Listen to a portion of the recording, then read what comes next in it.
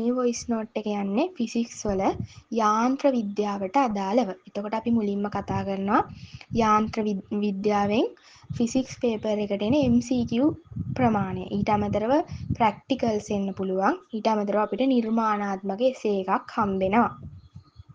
MCQ ගැන කතා කරාම MCQ වල සාමාන්‍යයෙන් හැම අවුරුද්දකම වගේ 10යි 15යි අතර විචලනයක් වෙනවා. MCQ කියන්නේ අනිවාර්යෙන් 10කට වැඩි සංඛ්‍යාවක් යාන්ත්‍ර විද්‍යාවෙන් විතරක් ෆිසික්ස් පේපර් එකේ MCQ අහලා තියෙනවා. එතකොට ගොඩක් අවුරුදු වල 13ක් 14ක් වගේ අහනවා. එතකොට දැන් වැඩිපුරම යාන්ත්‍ර විද්‍යාවෙත් කොටස් තියෙනවානේ. ඒ කොටස් වලින් වැඩිපුරම අහලා තියෙන්නේ ගොඩක් වෙලාවට නිව්ටන් නියම, ගම්මිතාවය, ඊට අමතරව අවස්ථිති ගූර්ණයයි කෝණික චලිත, වෘත්ත චලිත පටලවල ගණන් අහනවා. ඊට අමතරව චාලක ශක්ති, විභව ශක්ති වලින් අහනවා. ඝර්ෂණයෙන් අනිවාර්යෙන්ම එනවා. දොරස් ස්ථිතියනුත් අනිවාර්යෙන්ම එනවා. ඊට අමතරව අපි දන්නවා විස්ථාපන කාල, ප්‍රවේග කාල, ත්වරණ කාල ප්‍රස්ථාර වලින් අපිට ප්‍රශ්නයක් එනවා. දෛශික වලිනුත් අපිට පළවෙනි දෙවෙනි ප්‍රශ්න වලින් එකක් එනවා සාමාන්‍ය මුලම ප්‍රශ්නයක්. දැන් වැඩිපුරම ওই ගම්මිතාවේ නිව්ටන් නියම ඔය කොටස් වලින් තමයි වැඩිපුරම එන්නේ යාන්ත්‍ර විද්‍යාවෙන්. යාන්ත්‍ර විද්‍යාව කියන එක අපිට අතාරින්න බෑ. හේතුව යාන්ත්‍ර විද්‍යාව කියන එක අතාරින්න බෑ. යාන්ත්‍ර විද්‍යාව අතහැරියොත් අපිට MCQ 10කට වඩා ප්‍රමාණයක් කරගන්න බැරි වෙනවා. ඒක ලොකු අපරාධයක්. ඒ නිසා අපි අනිවාර්යයෙන්ම යාන්ත්‍ර විද්‍යාව කියන එක ආවරණය කරලා තියාගන්න ඕන. යාන්ත්‍ර විද්‍යාව ඊළඟට දැන් අපිට පේපර් එකේ සම්පූර්ණයෙන්ම 50න් එක MCQ එකකට එක ගානේ හම්බ වෙනවානේ. එතකොට අපිට MCQ යාන්ත්‍ර විද්‍යාවේ එන MCQ 10 15න්ම ඒ සම්පූර්ණ ලකුණු එක ගානේ ගන්න පුළුවන්. ඊට අමතරව ප්‍රැක්ටිකල් ගත්තාම යාන්ත්‍ර විද්‍යාවෙන් ගොඩක් පේපර්ස් වල අහලා තියෙනවා බල සමාන්තරාශ්‍ර නියමයයි ගූර්ණය පිළිබඳ මූලධර්මයේ භාවිතයෙන් වස්තුවක ස්කන්ධය සෙවීමයි කියන ප්‍රැක්ටිකල් දෙක. ඊට අමතරව U නල භාවිත කරලා අපි කරන ප්‍රැක්ටිකල් එකක් සාපේක්ෂ ධනත්ව හොයන එකක් ද්‍රවයක. ඊට අමතරව U නලයේ වගේම එකක් තියෙනවා අපි දන්නවා හේයාර උපකරණය කියලා. ඒකෙනුත් තියෙනවා ප්‍රැක්ටිකල් එකක්. ඊට අමතරව තව තියෙනවා බර යෙදූ පරීක්ෂා නලයක් භාවිතයෙන් ද්‍රවයක ඝනත්ව සෙවීම. ඔන්න ඔය ප්‍රැක්ටිකල් ටිකෙන් එක ප්‍රැක්ටිකල් එකක් අපේ ලියන පේපරේ එසේ එකේ මේක ප්‍රශ්නයකට එන්න පුළුවන්. එතකොට එතනිනුත් අපිට ලකුණු එනවා. ඊට අමතරව අනිවාර්යයෙන්ම 6 වෙනි ප්‍රශ්නේ බොහෝ දුරට යාන්ත්‍ර විද්‍යාවෙන් එන්නේ ප්‍රශ්නයක්. ඒක නිර්මාණාත්මක ප්‍රශ්නයක්. ඒක ගොඩක් වෙලාවට යාන්ත්‍ර විද්‍යාවේ කොටස් කිහිපයක් එකතු කරලා එන්නේ. ඒ කියන්නේ දැන් අවස්ථිති ගූර්ණයයි, වෘත්ත චලිතයයි, කෝණික චලිතයයි ওই ටික එකතු කරලා. එහෙම නැත්නම් ද්‍රව ස්ථිතිය, කාර්ය ශක්තිය එකතු කරලා. අන්න ඒ වගේ එකතු කරලා තමයි යාලා ප්‍රශ්නේ හදලා තියෙන්නේ. එතකොට අපි කොහොමද මේ යාන්ත්‍ර විද්‍යාව කියන එක සාමාන්‍යයෙන් අපි යාන්ත්‍ර විද්‍යාව ඉගෙන ගන්න A level පටන් ගන්න මුල් කාලේ වගේනේ. එතකොට කොහොමද මේක මේ අවුරුදු 2කමාරක් විතර යනකම් මතක තියාගෙන පේපර්ස් වලට ඇප්ලයි කරලා අපි කොහොමද මේ පාඩමෙන් MCQ කරන්නේ කියන එක තමයි දැන් මම කතා කරන්න යන්නේ. එතකොට දැන් සමහර අය ඉන්නවා යාන්ත්‍ර විද්‍යාව කියන පාඩම ඉගෙනගෙන තියෙනවා. හැබැයි ඒක මතක නැහැ. සමහර අය ඉන්නවා යාන්ත්‍ර විද්‍යාව පාඩම තාම ඉගෙනගෙන නැති. එතකොට යාන්ත්‍ර විද්‍යාව පාඩම තාම ඉගෙනගෙන නැත්නම් අපි දන්නවා යාන්ත්‍ර විද්‍යාව පාඩම තමයි අපිට ගොඩාක් ඒ කියන්නේ A level පටන් ගත්තට පස්සේ ලොකු කාලයක් උගන්වන පාඩමක් තමයි යාන්ත්‍ර විද්‍යාව. ඒකට හේතුව ඒකේ ගොඩක් කොටස් තියෙනවා.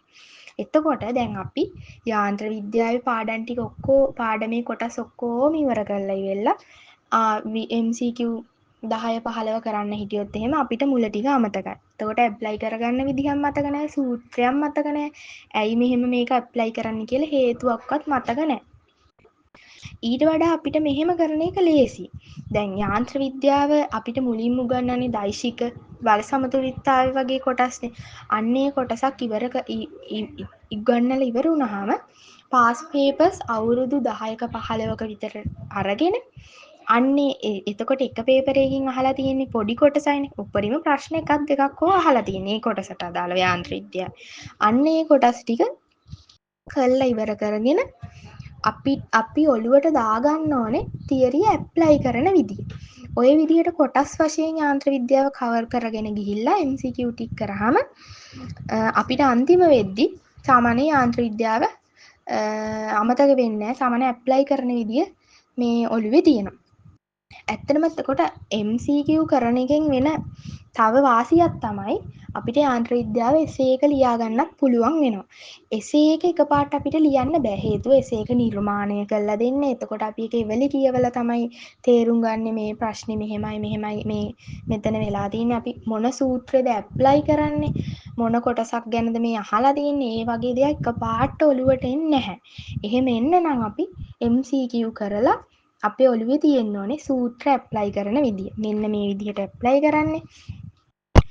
මේ මොන විදිහටද මේ මොන කොටස් වලටද දාන්නේ අන්න ඒ වගේ අපිට MCQ කරලා ප්‍රැක්ටිස් එකක් තියෙනවා නම් අපිට එසේ එක කියවුවාම ඔළුවට එනවා මේ විදිහට තමයි මේ සූත්‍ර දාලා මේ ගාන හදන්නේ කෙනෙක්. ගොඩක් සූත්‍රයක් තියෙනවනේ අපිට මතක තියාගන්න. අන්න ඒ නිසා මේ එක නිකම්ම ඔළුවට එනවා. එතකොට එසේ එක කරන්නත් ලේසි.